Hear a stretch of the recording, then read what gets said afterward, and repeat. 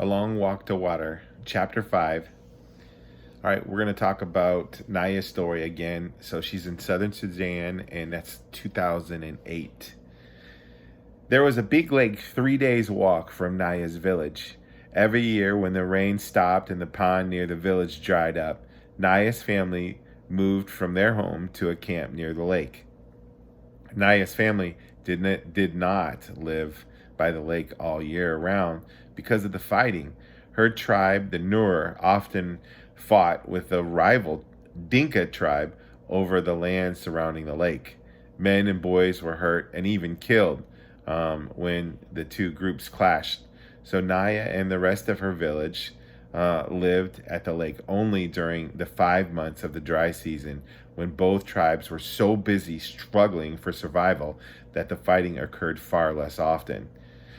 Like the pond back home, the lake was dried up, but because it was much bigger than the pond, the clay of the lake bed still held water.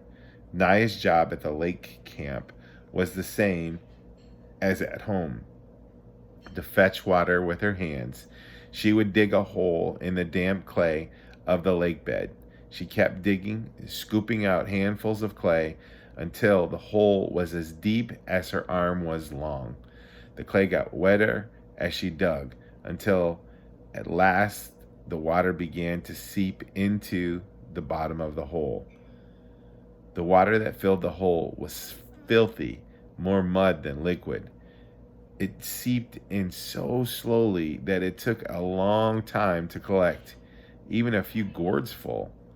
Naya would crouch by the hole, waiting for water, here for hours at a time, and every day for 5 long months until the rains came and she and her family could return home. Could you imagine? This is 2008, and there are people still just dying over water.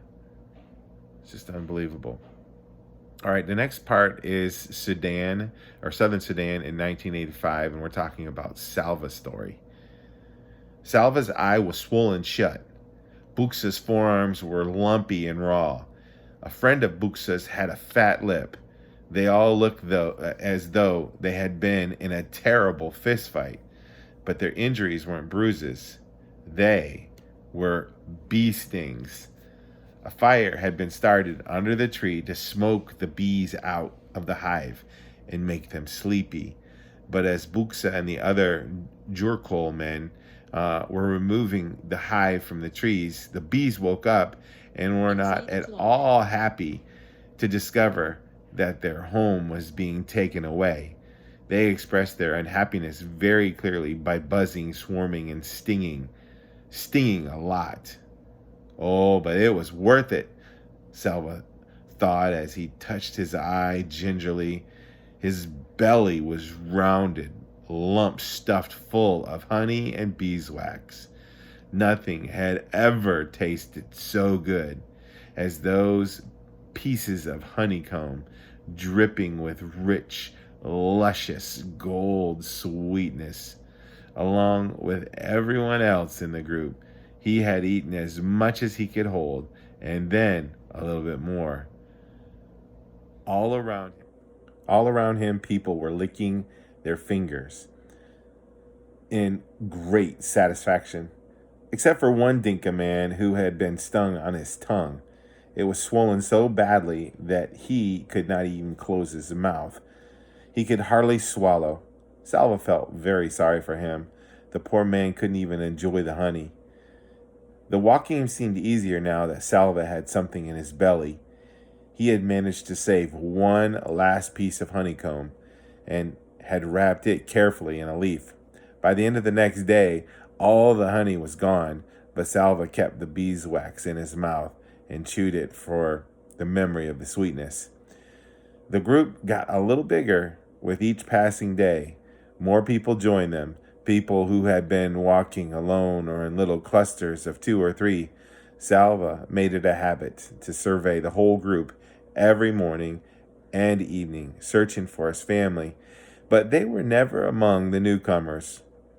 One evening, a few weeks after Salva had joined the group, He made his usual walk around the fireside, scanning every face in hope of seeing a familiar one. Then, ouch! Salva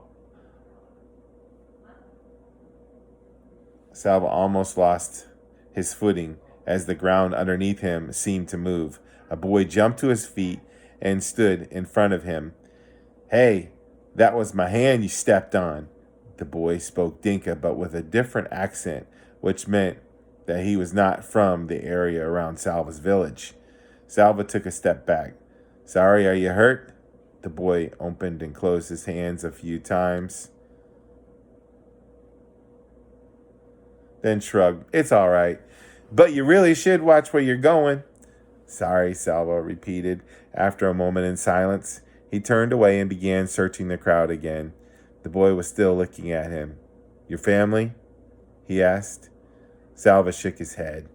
"Me too," the boy said. He sighed, and Salva heard that sigh all the way to his heart. Their eyes met. "I'm Salva." "I'm Mario." It was good to make a friend. Mario was the same age as Salva. They were almost the same height, and when they walked side by side, their strides were exactly the same length. And the next morning they began walking together. "Do you know where we're going?" Salva asked.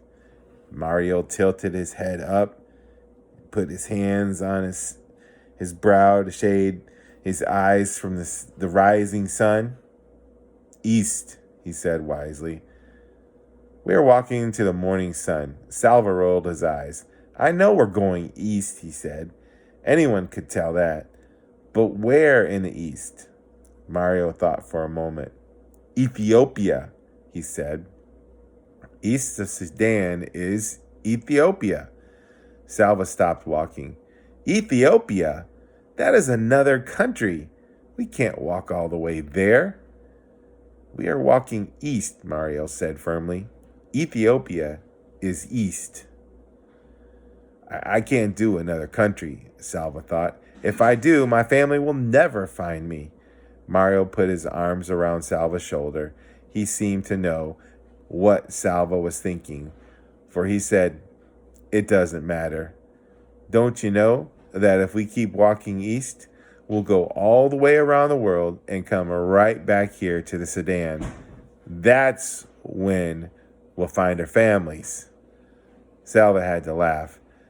They were both laughing as they started walking, arm in arm, their strides matching perfectly. More than a month had passed since Salva had run from the school into the bush. The group was now walking in the land of the Atato people. In the Dinka language, the Atat were called the people of the lion. The region was inhabited by large herds of antelope, wildebeest, and gnus, and the lion that preyed on them. The Dinka told stories about the Atat.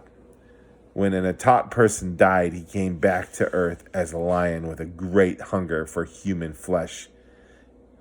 He had once heard. The lions in the Atat region were said to be the fiercest in the world. Nights became uneasy. Salva woke often to the sound of roars in the distance, and sometimes to the death squeal of an animal under the lion's claws. One morning he woke bleary-eyed after a poor sleep.